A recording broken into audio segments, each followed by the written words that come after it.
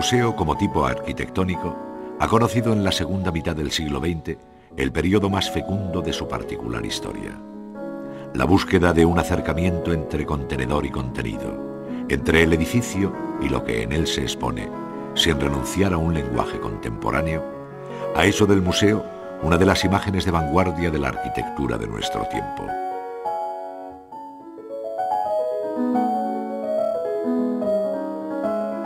Entre aquellos destaca el Museo de Arte Romano de Mérida, obra emblemática de los años 80 debida a Rafael Moneo, arquitecto formado en la Escuela de Arquitectura de Madrid.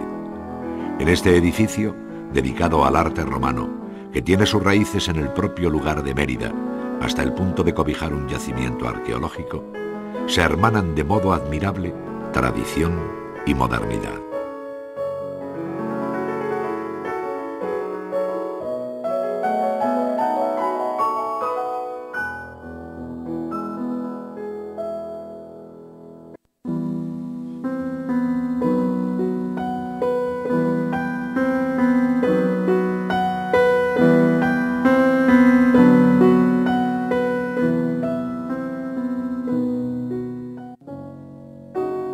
La definición del museo desde el exterior responde a imágenes muy diversas, haciendo evidentes los distintos usos de los dos volúmenes principales del edificio. Por un lado, tenemos el cuerpo de la entrada con los servicios generales, al que corresponde el plano de la que puede llamarse fachada principal, donde un gran arco de ladrillo abierto en el limpio paramento del mismo material descarga el gran dintel marmóreo sobre la puerta de ingreso, donde se lee Museo.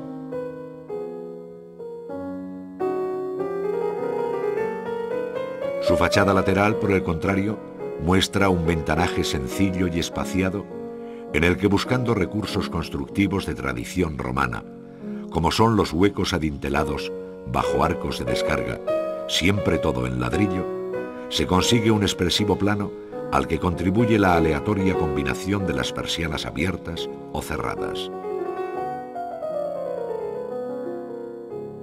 Del resto de las fachadas, interesa señalar aquella que ofrece una serie de contrafuertes, mayores y menores, señalando aquellos los planos que limitan los diferentes tramos del interior del museo. Sobre ellos se abre un cuerpo de luces que, junto a las cubiertas independientes y repetitivas, dan al edificio un cierto aspecto industrial.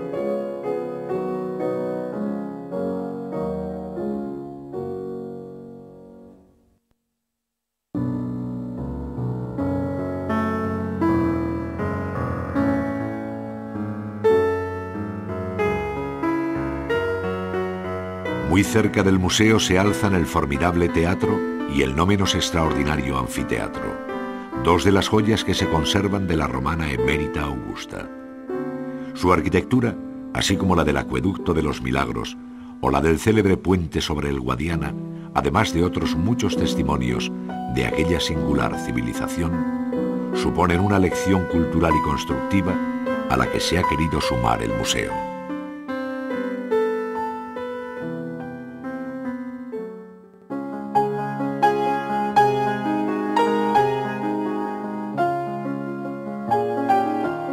La ciudad de Mérida ha ido proporcionando al museo las piezas halladas en su propio suelo, especialmente en el área del teatro y del anfiteatro. De esta y otras zonas proceden fragmentos arquitectónicos, monumentales inscripciones, columnas, mosaicos, estatuas togadas, cabezas, diosas y divinidades varias, que encuentran en el terso paramento latericio del museo un telón de fondo para su excelente presentación.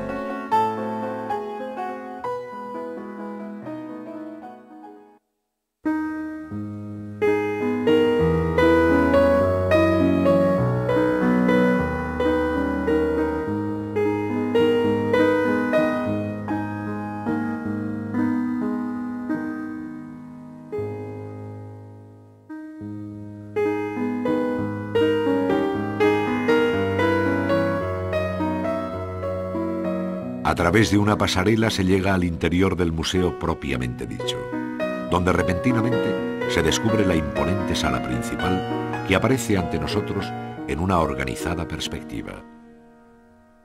El arco se convierte aquí en el tema conductor, y su limpio trazado sobre los distintos planos no puede por menos de recordar el teatral efecto de una escena, donde las bambalinas altas y los bastidores laterales van diafragmando el espacio a la vez que aumentan la apariencia de profundidad. A esta sensación colabora eficazmente la alternancia de planos de luz y sombra hasta conseguir efectos de gran belleza plástica. Es evidente que la intención del arquitecto ha sido la de crear una amplia sala de escala monumental, al modo romano, como también resulta de tradición romana la serie de arcos de triple rosca en ladrillo. Pero esta imagen neorromana no se alcanza por la simple copia, sino por una original interpretación personal de aquellos modelos clásicos.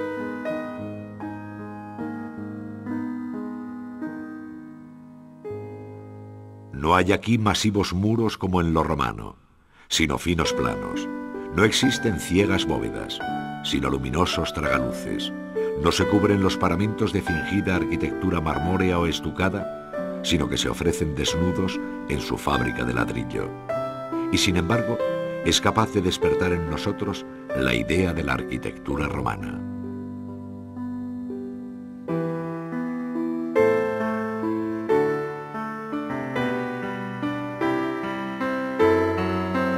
A un lado y otro del gran vacío central se abren los pequeños espacios autónomos entre planos murales que con diferente luz y profundidad acogen las piezas de arte romano que forman la colección del museo.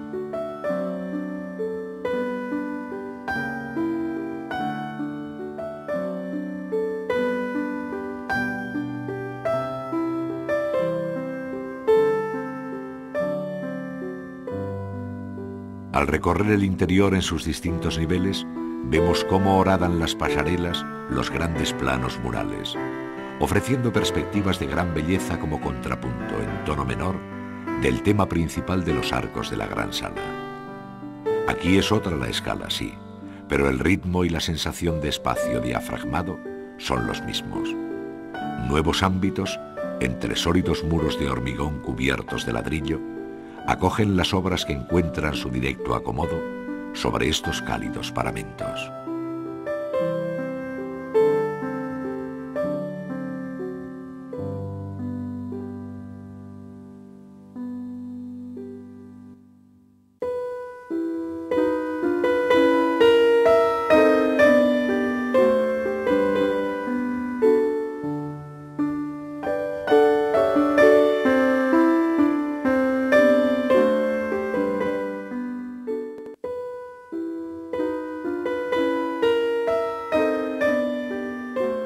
El museo cuenta con una verdadera cripta arqueológica en la planta baja del edificio, donde pueden verse restos varios de construcciones de la Mérida romana, desde un fragmento de calzada hasta una suerte de peristilo con sus columnas enhiestas. Todo ello pertenece a un nivel arqueológico que, no obstante, pervive con alguna dificultad, dado el excesivo peso de la obra nueva sobre la ruina.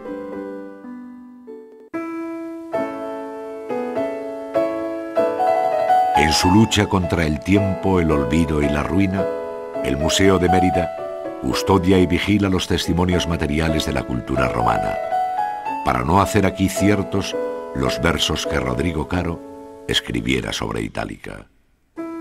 Solo quedan memorias funerales, donde erraron ya sombras de alto ejemplo. Este llano fue plaza, allí fue templo. De todo apenas quedan señales.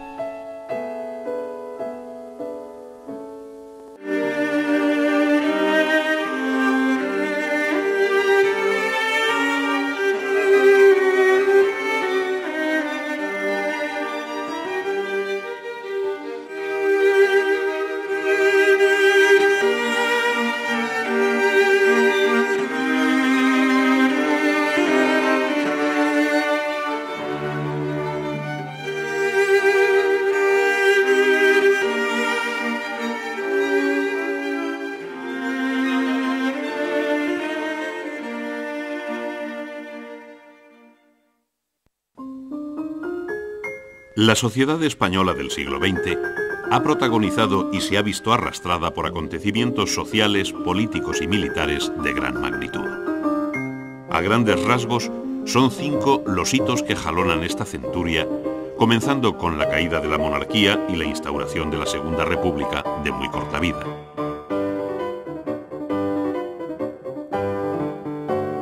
Luego, la guerra civil pondría de manifiesto de modo cruel la existencia de 2 Españas irreconciliables que sobrevivieron bajo el largo periodo franquista.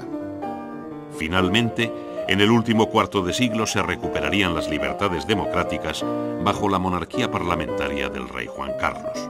Durante esta etapa final, el país ha logrado un envidiable equilibrio social, político y económico que le permite incorporarse al mundo exterior en un plano de igualdad con el resto de las naciones de Europa. El comienzo del siglo XX coincide con la mayoría de edad de Alfonso XIII.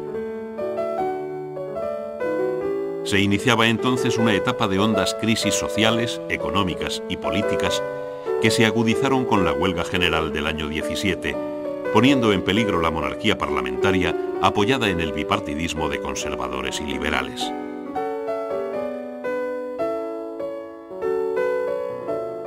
Fuertes tensiones sociales en Barcelona y en el campo andaluz precipitaron la dictadura militar del general Primo de Rivera entre 1923 y 1929, cuyo directorio militar, compuesto por varios generales, se vería sustituido por civiles. Pese a los logros de la dictadura, su fracaso político arrastró en su hundimiento a la monarquía, abriendo paso a la Segunda República en el 31.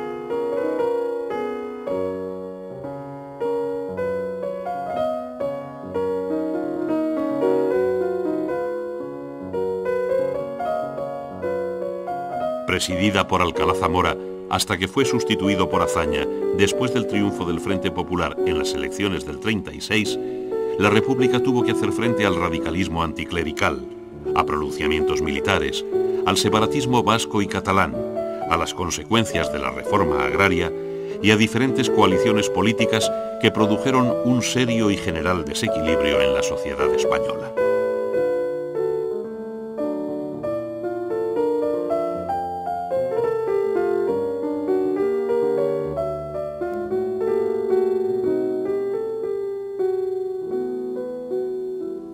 Ante esta situación, el alzamiento militar de julio del 36 trajo como triste consecuencia la guerra civil.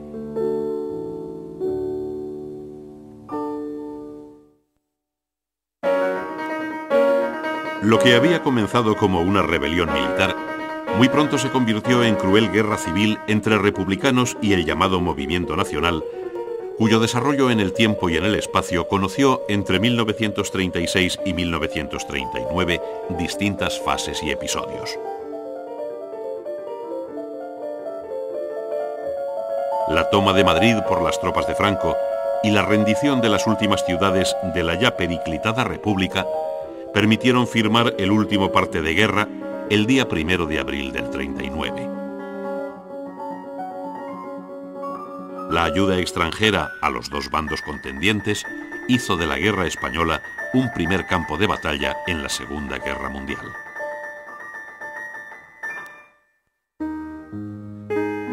El aislamiento exterior y el intento de una política autárquica caracterizaron los años más duros de la posguerra, años de escasez y racionamiento, hasta que en 1959, el año de la visita a España de Eisenhower, se produjo un cambio de orientación en la política económica con el Plan de Estabilización.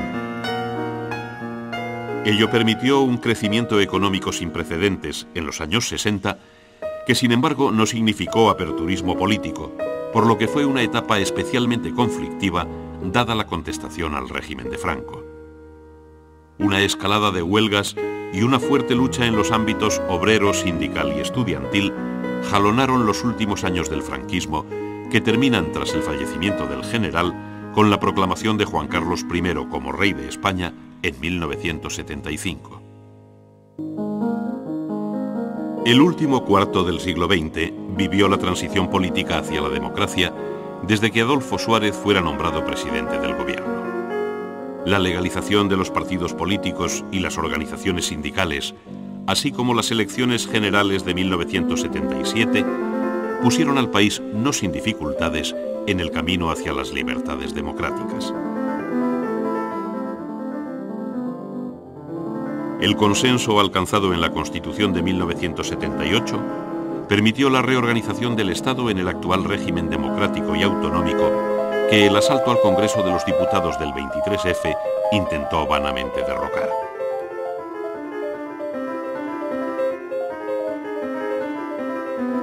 Como contrapartida, en los años 80 el Estado español, en su apertura al mundo, se integró en la Comunidad Europea y en la OTAN, iniciando la década de los 90 con la Exposición Universal de Sevilla y los Juegos Olímpicos de Barcelona, dos muestras de la modernización del país al final de siglo.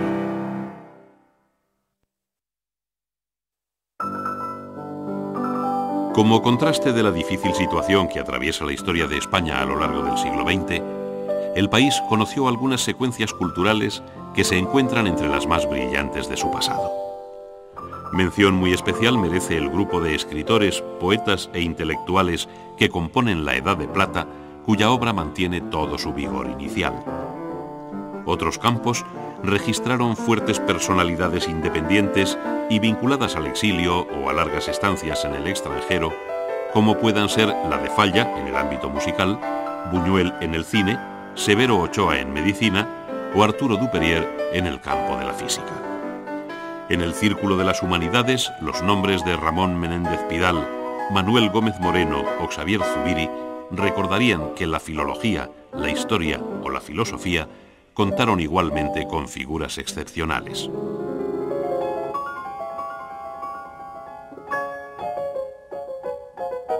En el primer tercio del siglo tuvo lugar lo que se ha llamado la Edad de Plata de la cultura española, en la que coinciden los hombres del 98 como Unamuno, Pío Baroja, Azorín, Antonio Machado, Maeztu y Valle Inclán, con los de la generación del 27, esto es, con Gerardo Diego, García Lorca, Alberti, Salinas o Miguel Hernández.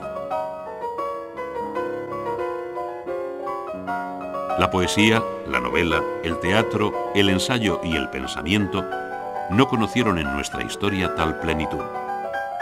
De ella vivió en parte la posguerra con Gómez de la Serna, Sender, Ortega y Gasset, Eugenio d'Ors o Marañón.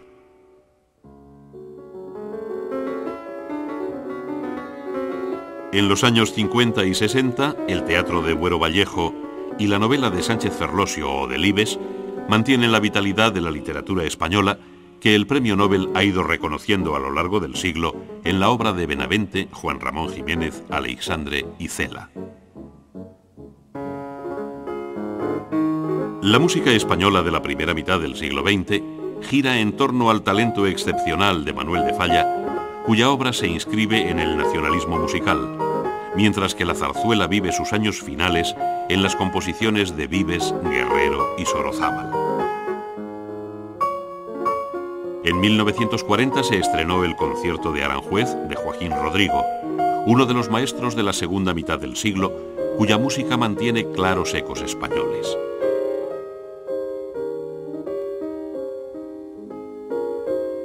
La guitarra y el violonchelo tuvieron en Segovia y Casals sus mejores intérpretes. A su vez, Ernesto Halffter completa la Atlántida de Falla, estrenada en los años 60, cuando su sobrino Cristóbal Halffter ha compuesto ya las microformas. Otros compositores como Luis de Pablo y Bernaola seguirían abriendo el camino hacia nuevas ideas musicales. La fotografía fue desde el siglo XIX uno de los testigos más directos y veraces de cuanto ha sucedido en la Tierra, haciendo realidad una vez más el conocido dicho de que más vale una imagen que 1000 palabras. Fotografías anónimas y de autor nos han transmitido con un verismo insoslayable instantáneas de hechos cotidianos o de alcance histórico. Otros fotógrafos, en cambio, utilizaron la cámara con ojo de pintor, buscando la composición cuidada y dejándonos un legado de dimensión histórica, artística y etnográfica de primera magnitud. Los retratos de Kaulac a comienzos de siglo y el pictorialismo de autores como Ortiz Echagüe uno de los últimos maestros de las llamadas impresiones nobles, abrieron el camino a la fotografía entendida como obra de arte.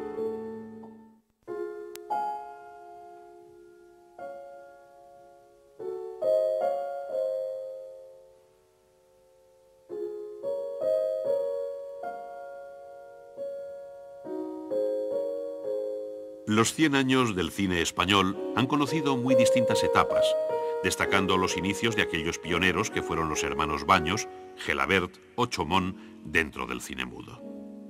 En los años 30 se introdujo el cine sonoro con los éxitos de Florian Rey e Imperio Argentina que interrumpieron la guerra civil.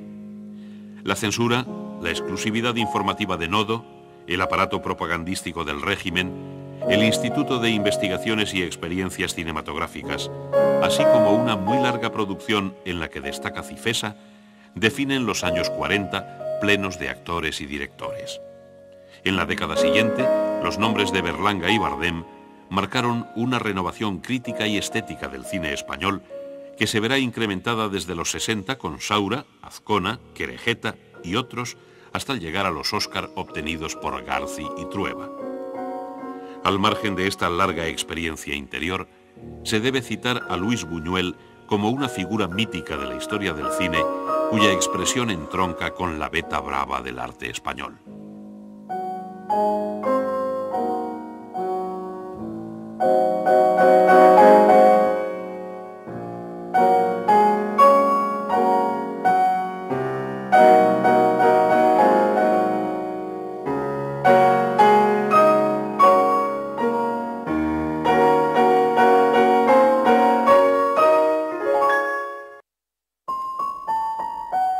El siglo XX alcanzó su propia dimensión estética en la visión abstracta de la naturaleza, olvidando tradiciones estilísticas y razones históricas para sentirse libre en el proceso creador. Este compromiso exclusivo con el arte permitió a los mejor dotados crear un nuevo mundo de formas, hasta entonces inéditas y de escondida belleza, que ahora alcanzaban toda su frescura virginal. La arquitectura supo extraer de los nuevos materiales expresivas soluciones convertidas en el escenario de la vida del hombre moderno, tanto en su esfera pública como privada.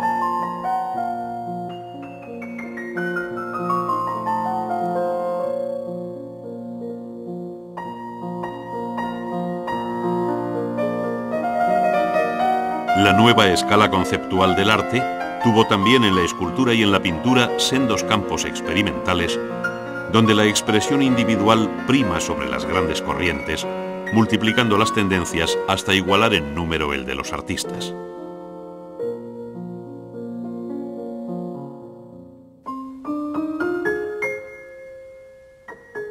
El balance del arte en España durante el siglo XX resulta sin duda muy positivo, pues tanto la arquitectura como la escultura y pintura han dado parte de los nombres que protagonizaron la vanguardia artística en esta centuria, destacando por encima de todos el de Picasso. Ellos compensan los momentos menos fuertes y de aislamiento que por razones políticas vivieron nuestros artistas, que poco a poco se fueron incorporando a las últimas tendencias y movimientos.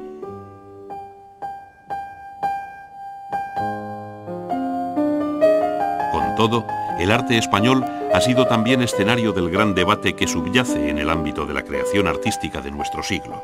Esto es, realismo e informalismo, naturaleza y abstracción, tradición y modernidad, que en un falso maniqueísmo ha superado la última generación de artistas jóvenes.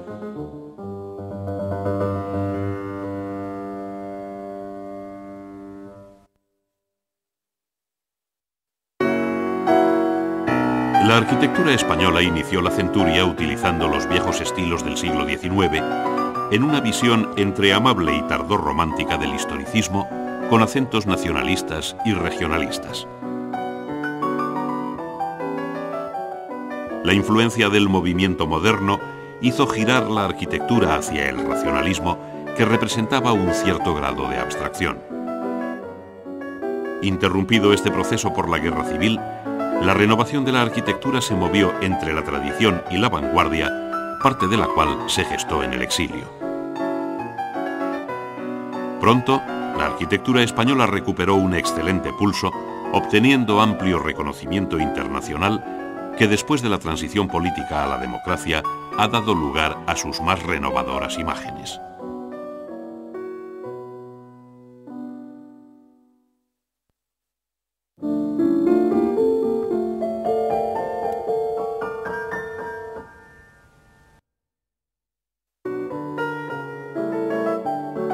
La arquitectura española comenzó el siglo de la mano de los viejos estilos historicistas en una visión amable de la arquitectura entre el nacionalismo y el regionalismo.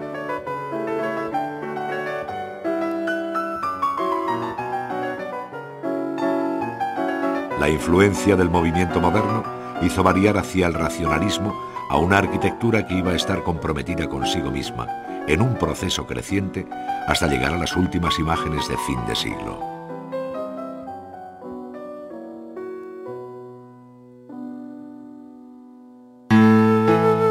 Entre 1900 y 1936, la arquitectura española, además del fenómeno modernista y ecléctico, vivió un monumentalismo historicista de raíz decimonónica, como puede verse en el emblemático monumento a Alfonso XII en el Retiro madrileño. La Gran Exposición Iberoamericana de Sevilla del año 29 resume bien aquella serie de rasgos últimos de una tradición española que tiene su equivalente en la visión figurativa de la pintura y la escultura. Se trata de una bella arquitectura que ha resistido bien el tiempo y a la que se quiso imprimir un carácter entre nacional y regionalista. Otros arquitectos renunciaron a esta línea imitativa de la arquitectura del pasado, siendo el más representativo Antonio Palacios, cuyos proyectos y edificios incorporan una escala y un lenguaje nuevos en la ciudad. Un cierto clasicismo monumental, interesado por el juego de masas y volúmenes, caracteriza su interesante y personalísima obra, donde los detalles plásticos, bien integrados en la arquitectura, alcanzan un tratamiento exquisito. Sobre la arquitectura de tradición ecléctica, fueron apareciendo en los años 20 nuevas formulaciones de cubista asepsia con detalles del Art Deco. Muy pronto, en los años 30, el influjo del movimiento moderno, que había dejado en nuestros suelos algunas muestras excepcionales, como el pabellón de Alemania en la Exposición de Barcelona del año 29, obra de Mies van der Rohe, dio lugar a la formación del grupo de arquitectos y técnicos españoles para el progreso de la arquitectura contemporánea, el llamado GATEPAC. Con ellos, la arquitectura fue hacia un planismo carente de ornato, en la que desapareció el color, resolviéndose el edificio en términos geométricos y lineales de carácter abstracto. Contrastando con ella, se dieron tardías formulaciones clasicistas de recuerdo alemán e italiano. Después de la Guerra Civil encontramos una línea oficial de carácter monumentalista en la que se dan cita elementos varios del clasicismo, de la que su mejor ejemplo es el conjunto de la Universidad Laboral de Gijón, obra de gran alcance emblemático y constructivo.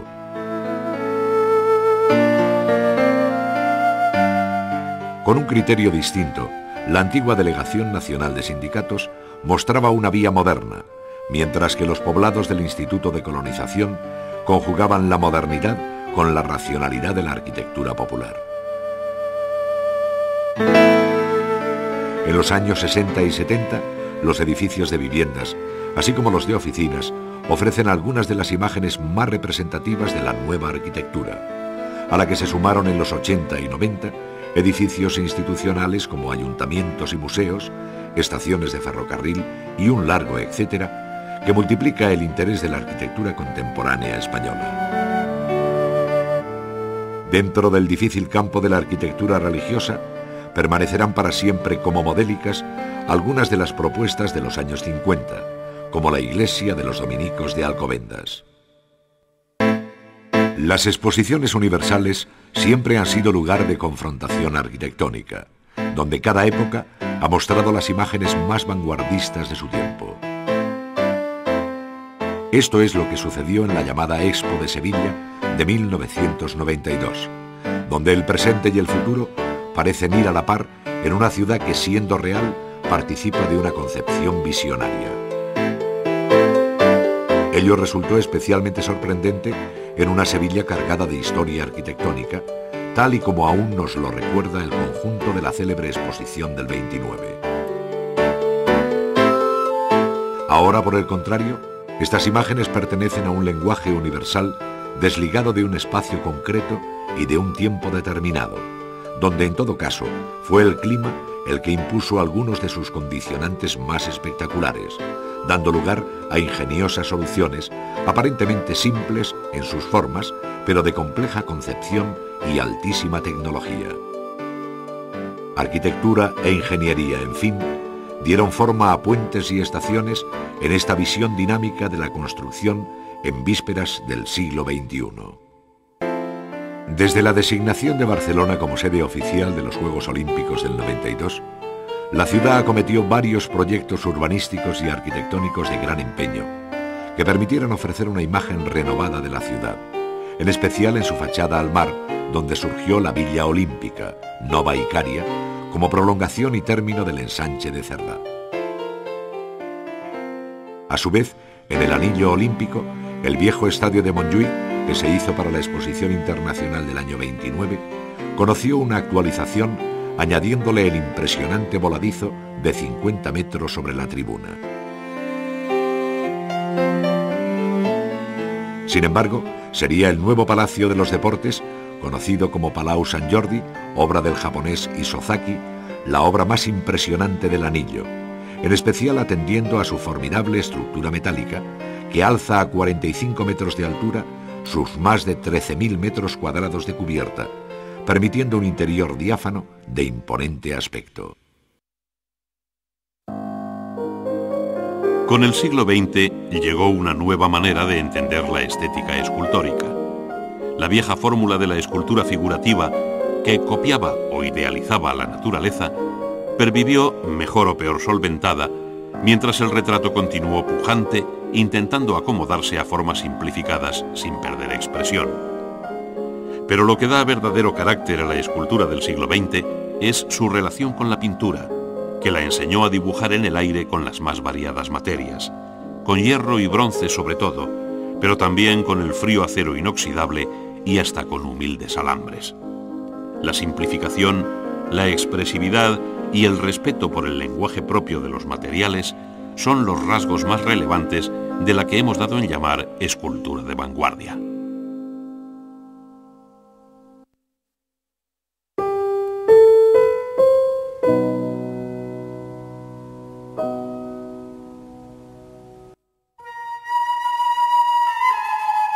Durante el siglo XX hubo distintos movimientos escultóricos, algunos demasiado tributarios de la pintura, hasta el punto de llegar a hablarse de una escultopintura para piezas que disfrutan de la estética de ambas artes a la vez y que a menudo utilizan el lienzo como soporte. Pero en esencia, puede decirse que la escultura transcurrió por dos caminos paralelos, el del tradicionalismo y el de la vanguardia. Y planeando sobre ambos la sombra de los grandes maestros capaces de crear nuevas fórmulas de expresión. La herencia figurativa del siglo XIX pervivió a lo largo del siglo XX y fue evolucionando hacia una mayor simplicidad de las formas. Los volúmenes compactos dominaron la estética de la escultura en piedra, mientras el bronce mantuvo la tradición de trabajar superficies minuciosamente realistas que desembocaron en un hiperrealismo testimonial. Paralelamente surgieron los llamados neofigurativismos que transformaron y vivificaron la escultura tradicional, como muestra la entrañable obra de Cristino Maggio. Hubo grandes maestros neofigurativos que, pisando a veces la frontera del informalismo, sugiriendo volúmenes e inventando una nueva poética, explicaron en un lenguaje desconocido hasta entonces la esencia eterna de la escultura, como en el caso de Venancio Blanco. Las vanguardias buscaron la forma pura, algo muy difícil de conseguir en escultura, donde, como decía Ferrand, todo se parece a algo. Expresionismo, abstracción o minimalismo son algunos de los nombres con los que se arropa la escultura no figurativa que tuvo representantes de excepción en España, como Alberto, que da con su obra una lección magistral de escultura, o Ferrand, que juega con su arte como quien conoce ya desde niño lo más profundo de él. La escultura de vanguardia contó también con teóricos de excepción, como Jorge Oteiza, que puso en crisis los principios escultóricos, o Pablo Serrano, que pasó de la figuración a la no figuración una y otra vez para mostrar que el espíritu de su escultura no cambiaba por ello. España tuvo grandes escultores a lo largo del siglo XX. La tendencia tradicionalista contó en el retrato con la expresividad y maestría de ejecución propias de Julio Antonio. Adquirió rotundidad y simplificación de volúmenes gracias a Mateo Hernández y Manolo Huguet, mientras la libertad concedida al artista fue dando lugar a los diversos neofigurativismos. La escultura no figurativa, por su parte, recorrió caminos divergentes, pero tuvo como primeros paladines a Alberto y a Ferrand y sobre todo a Julio González. Julio González Pellicer se inició en la orfebrería y en la pintura hasta que se convirtió en el gran paladín de la escultura contemporánea. Como pintor expresó un íntimo sentimiento escultórico de las formas, ofreciéndonos al principio de su carrera una pintura en la que las figuras representadas parecen más estar talladas que sugeridas. Compartió algunas veces preocupaciones cubistas y expresionistas, si bien en sus años finales traspasó sin disimulo al lienzo sus bocetos escultóricos. En cambio, en su faceta de escultor y como paradoja, imprimió a su obra principios pictóricos. Sus primeras obras ya eran tributarias de la vibración lumínica inventada por el italiano Rosso, y pronto aprendió la lección que su compatriota Gargallo daba en París, simplificando las formas hasta desembocar en las máscaras de rostros sugeridos. Después, las placas recortadas le enseñaron a atrapar el espacio en la confluencia de los planos, induciéndole a buscar en la línea la fórmula mágica para prescindir de la materia. Con esto marcó el camino más arriesgado que haya recorrido la escultura de vanguardia del siglo XX. Eduardo Chillida adquirió una gran experiencia ensayando la unión del primitivismo totémico con la abstracción geométrica en la búsqueda de una escultura de raigambre vasca. Después, volcó sus esfuerzos en vincular la escultura de gran tamaño con la naturaleza, de modo que el cielo, el mar, las rocas y la propia obra formaran un todo. Cuidó también los materiales utilizando fundamentalmente el hormigón y el hierro, consiguiendo con ellos obras tan sorprendentes como el Elogio del Horizonte o el Peine de los Vientos. En España, a principios del siglo XX, no se entendieron ni se apreciaron los movimientos vanguardistas franceses.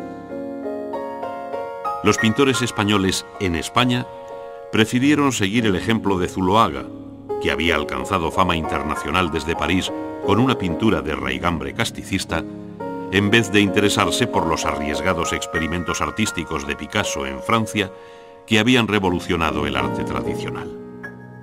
Solo muy tardíamente nuestros artistas se interesaron por el cubismo, el fauvismo o el surrealismo, cuando las últimas tendencias miraban hacia el informalismo. En esta línea se empezaron a mover los pintores españoles a partir de los años 50, prosperando toda una escuela de arte abstracto de acusada personalidad.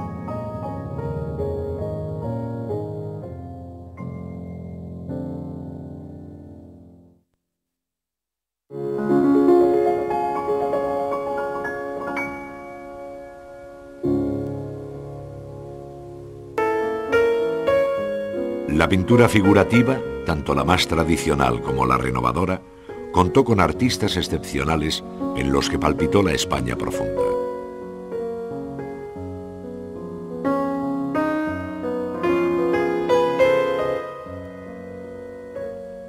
Después, los pintores intentaron condensar, a través del constructivismo y la abstracción, el sentimiento universal del arte. Sumáronse así por fin a las vanguardias, llegadas ya a sus últimas consecuencias de la mano de tres genios españoles afincados en París: Picasso, Miró y Dalí.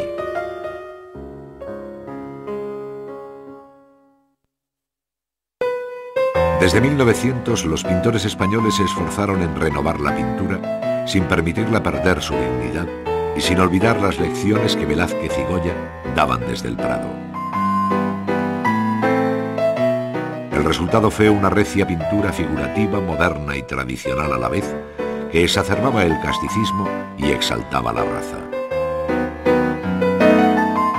Los pintores fueron conscientes de la responsabilidad que entrañaba su actitud y se agruparon por regiones. Artistas cántabros, vascos, catalanes, madrileños y andaluces que se reunían en cenáculos y exponían conjuntamente, buscando las claves de su identidad como colectivo. La adscripción a un nuevo figurativismo no acalló esta tendencia, que se siguió plasmando en el paisaje y en la pintura de composición. Los movimientos renovadores como Dao al Set prendieron con fuerza en España después de la Guerra Civil. Se basaron unas veces en el surrealismo y otras en el constructivismo del lienzo, inspirado por los diferentes cubismos que, nacidos de Picasso, habían sido transformados por pintores españoles como Gris o María Blanchard, trastocando el viejo concepto de representación figurativa y rozando en ocasiones la frontera de la abstracción. No se despreció tampoco la alternativa de una pintura mágica inspirada en los signos prehistóricos de Altamira o en las ensoñaciones de Chagall, e incluso el arte pop tuvo una interesante representación gracias al equipo Crónica. En general, el último cuarto de siglo fue fértil en esfuerzos renovadores asumidos por pintores de muy sólida formación. La segunda mitad del siglo fue fecunda en pintores que, después de haber iniciado su arte en una pintura de tradición figurativa, saltaron al mundo del informalismo. Tapies es sin duda el genio indiscutible del movimiento informal, porque fue capaz de sintetizar su arte en cuadros de compacta pasta y a menudo de un solo color, imponiendo el respeto por las texturas. También consiguió el informalismo una expresividad rabiosa en manos de Saura y de Millares, y una sutil elegancia en manos de Palazuelo. Mientras, el equipo 57 teorizaba sobre el arte liberado de individualismo y engranaba a través de la abstracción la pintura con el diseño. Unos y otros convirtieron la abstracción en la vanguardia más importante del siglo XX español.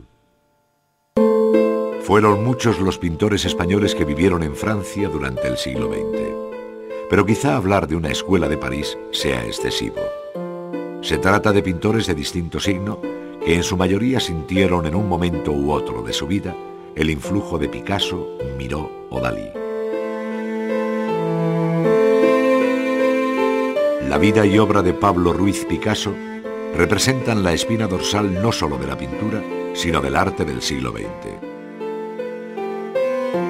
Es sin duda uno de los grandes creadores de la historia, pues revolucionó el modo de ver y sentir las artes plásticas de tal manera que después de Picasso puede decirse que nada seguiría igual. Si bien su nombre se encuentra vinculado al del movimiento cubista, Picasso fue más allá en un incansable afán de búsqueda, haciendo de su producción un itinerario personal por la más absoluta vanguardia que él mismo fue alumbrando.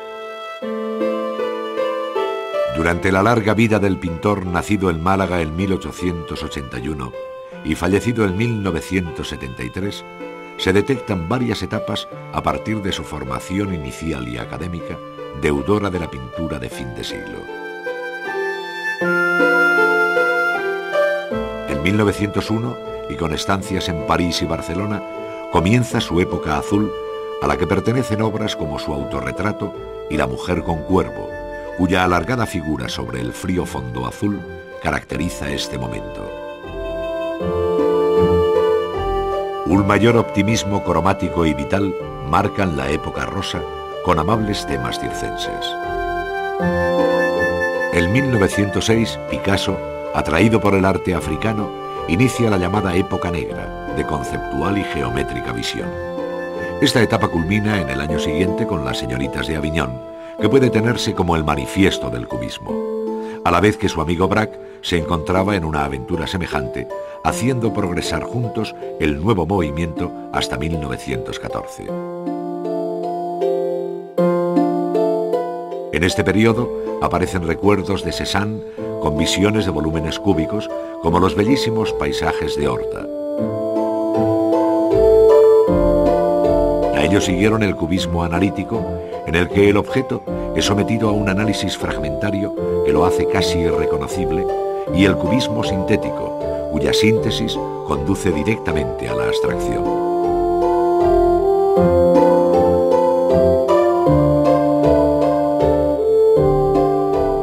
En estos años aparecieron las construcciones y collages como último asidero de una realidad que se ha roto en 1000 pedazos, siendo obra importante con la que se cierra esta etapa, El hombre de la pipa.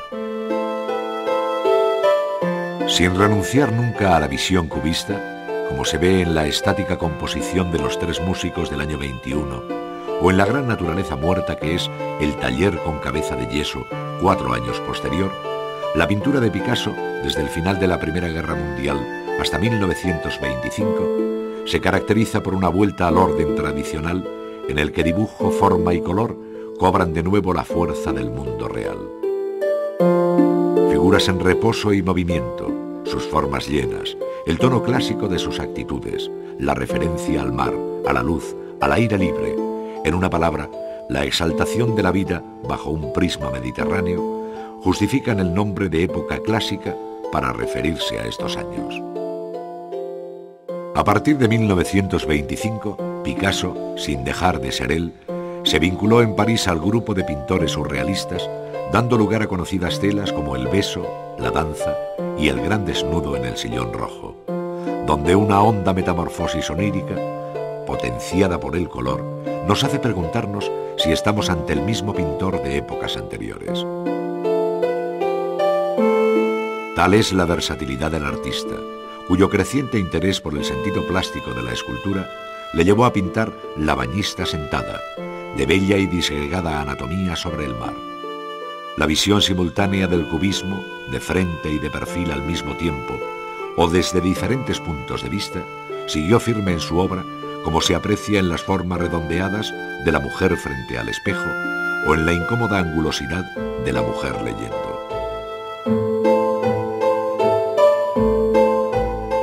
En 1937, el gobierno de la República Española, en plena contienda de la Guerra Civil, encargó a Picasso el célebre cuadro de Guernica para el Pabellón de España en la Exposición Internacional de París de aquel año, cuya apocalíptica visión hizo de esta obra una de las más emblemáticas del siglo XX. Desde los años 50, Picasso pintó de modo incansable, destacando la interpretación cubista de obras clásicas, como la serie de versiones sobre las Meninas de Velázquez, acercándose igualmente a otros pintores como Poussin. Dentro de su obra final, y dejando ahora dibujos y grabados, destaca la serie del Pintor y la modelo, cuyos abiertos ojos y diestra mano resumen la inquebrantable vocación de este genio de la pintura. Joan Miró nació en Barcelona en 1893. Se sumó al fauvismo y al surrealismo sin cuajar en ninguno de ellos por su talante independiente. Encontró su camino cuando consiguió que los objetos representados en sus cuadros formaran un universo soñado o país de fantasía en el que los hizo vivir sin relación ninguna con el mundo real. A partir de los años 60 los abandonó para acercarse al pujante movimiento informal. Salvador Dalí, pintor de férrea formación academicista, pero de talante rebelde, se unió al movimiento surrealista en 1926 para militar bajo su bandera. Utilizó como pretexto pictórico la realidad onírica que los surrealistas decían reinterpretar en sus lienzos. Tomó del surrealismo las grandes perspectivas desnudas y la esencia del absurdo, plasmada en sus personajes deformes y metamorfoseados, pero su pintura siempre mostró un dibujo impecable y un correcto uso del color. El concepto de arte decorativo fue cambiando este siglo.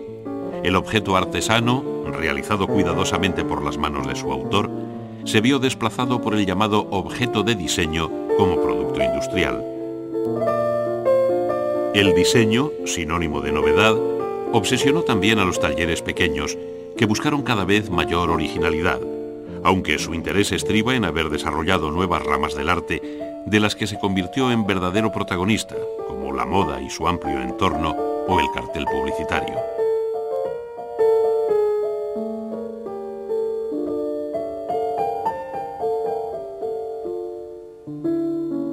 Asimismo, las artes decorativas tradicionales, como la orfebrería y la cerámica, actualizaron sus formas, compitiendo con la renovación general del arte contemporáneo.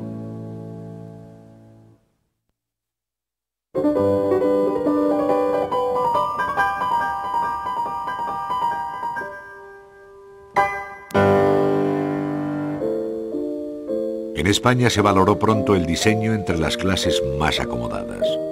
Los arquitectos trazaron en numerosas ocasiones el mobiliario de los espacios construidos por ellos, y pintores como Dalí experimentaron con el diseño llenando las estancias de fantasía.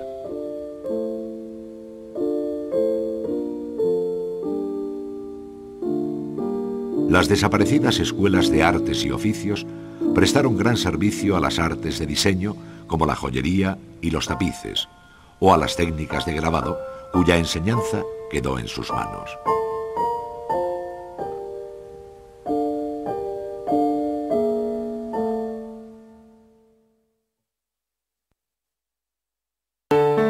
La orfebrería se había sentido muy a gusto en el regazo del modernismo, y le costó mucho apartarse de él. El Art Déco le ofreció una nueva oportunidad que no rechazó.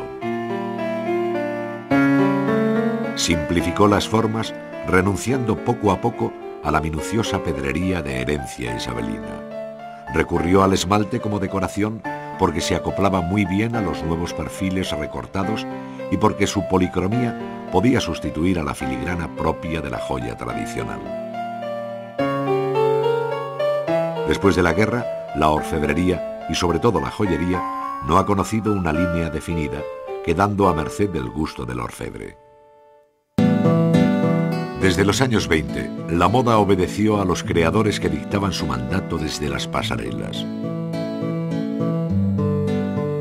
Los vestidos y complementos, que en ocasiones eran verdaderas obras de arte, presentaban riquísimos bordados en perlas y pedrería e impulsaron el diseño de textiles en estampados y brocados, así como el efecto de nuevas texturas en los tejidos de fibras naturales y sintéticas.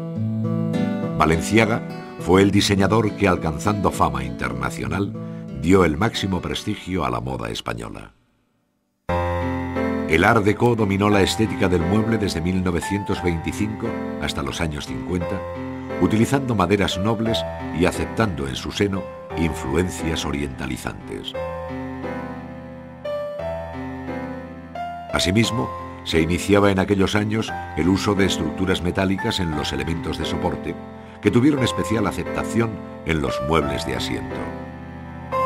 La segunda mitad del siglo hubo de preocuparse por atender a una demanda creciente generada por modas y necesidades cambiantes que convirtieron al mueble en un objeto más de consumo, utilizándose entonces materiales de gran novedad y escasa vida como resinas, médulas, mimbres y maderas poco nobles, así como tapizados íntegros en piel o textiles.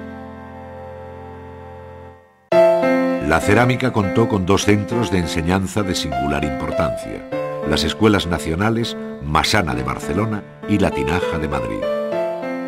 A partir de los años 30, se comenzaron a valorar los volúmenes desde un punto de vista escultórico, desterrándose el modernismo y primando la forma y las texturas de la materia por encima de la ornamentación.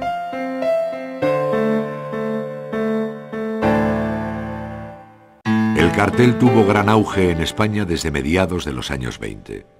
Dedicados a la publicidad, Los cartelistas dominaron una técnica de dibujo simple, pero vital e intencionado, que tenía la garra necesaria para llamar la atención e impactar a simple vista. Este carácter propio del cartel le convirtió en arma excepcional de propaganda partidista durante la contienda civil. En los últimos 30 años del siglo, importantes ilustradores, grafistas y diseñadores volvieron a interesarse por el cartel con éxito, recuperándose parcelas que habían sido ya ocupadas por la creciente fotografía publicitaria. Comenzaron a utilizarse nuevas fórmulas como las de Mariscal en Barcelona o a rememorar intencionadamente la estética del pasado.